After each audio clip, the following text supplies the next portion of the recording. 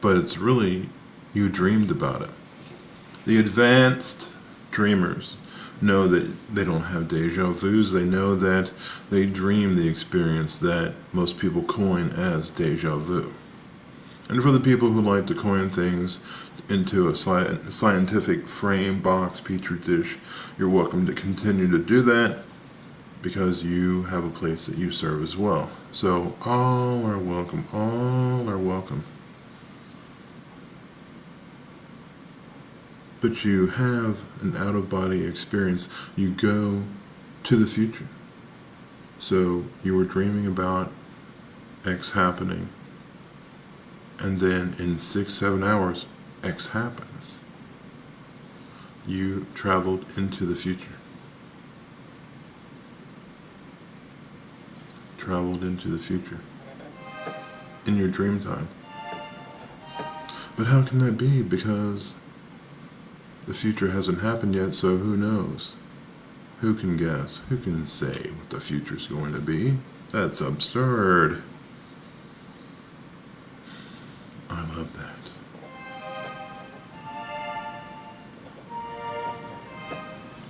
What you're living right now is out of a textbook. A spiritual textbook. You can look to the back and get a few answers. Look at the the thesaurus and the appendixes and everything. But then you still have to go back and finish reading it, reading the book. You can jump ahead a couple of chapters and see what you're about to read, but then you have to jump back to the timeline where you were.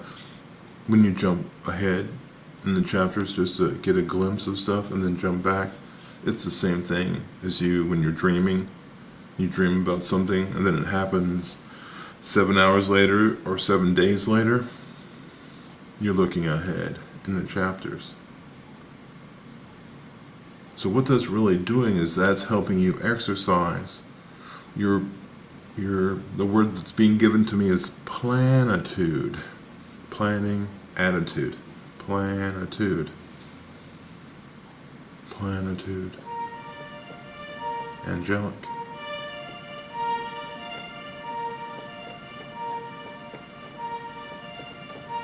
So you have a planitude, and most people who have psychic abilities can access the planitudes for the people that they read for. And I love everybody that is a reader. You guys all rock. I'm a reader too. I consider myself a little more advanced as being egotistical by some perspectives, but it's more of a confidence of my own as a reader. Or someone who can look at planitudes. Now, why look at planitudes? Good planitudes to have would be the one for the people who could have and did avoid the Haiti situation.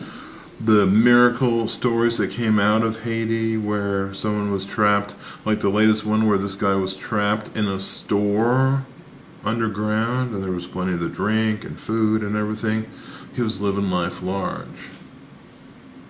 But he didn't have anybody around him, to coexist with. He was just to himself.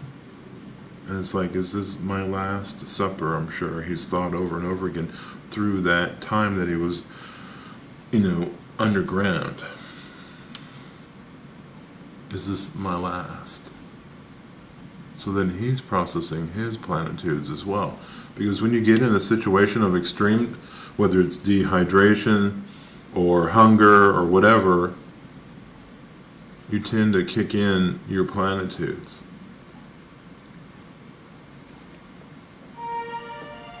And have your angelic connection.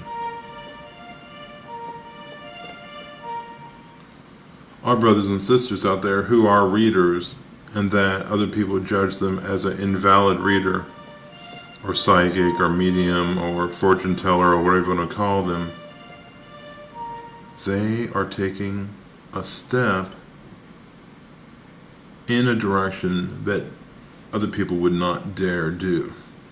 And they want to know more about it. And the only way that they can know more about it is to practice and to exercise how they see and connect to other people's planitudes.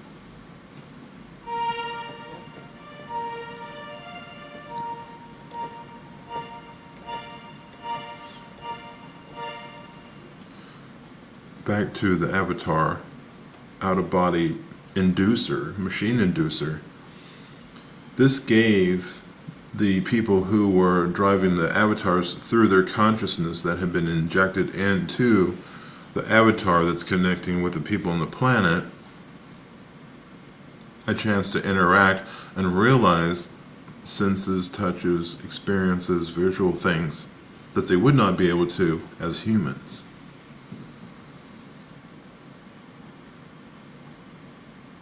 Think about that for a second. We do and can do the same thing. Why? A lot of people ask. Well, right now, you're living in the body that you're in, and that you just have one brain. And that it has memories in it. But when you have your out-of-body experiences in dream time, how many brains are you working from at that time? 1, 2. You're sleeping, which is driving the dreaming, but then you're dreaming about being at a place. You could be swimming underwater, you could be flying in the air, crawling underground, living as a wolf. People have these experiences in their dreams, flying as an eagle, a squirrel, a crow, even as a tree. Each one of those individuals, whether it's a tree with a consciousness, a bird with a consciousness, a dolphin, a crab, a bug, a worm, whatever, all have a brain that captures experiences. Now, there are certain philosophies that feel that we live as probably like bugs and then worms, and then work our way up through the chain, fish, like small mammals, and then on up to us.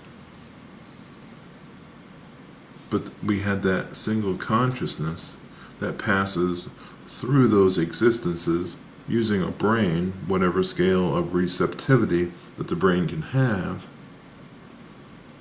It stores that.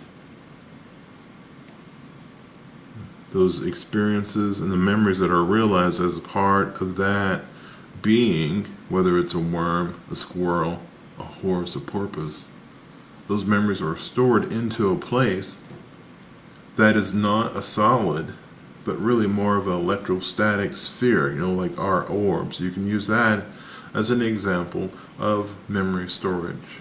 And these are experiences that are stored into this electrostatic bell housing, like sphere, orb thing.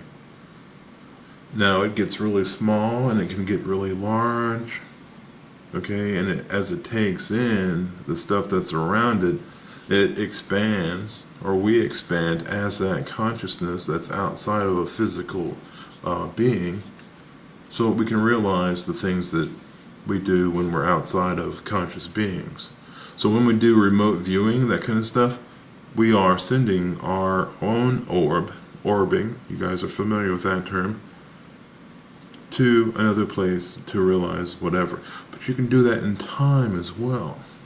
You can go back in time.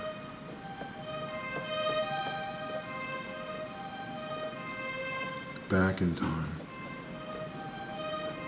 And you can access the memories that you possessed in those past lives.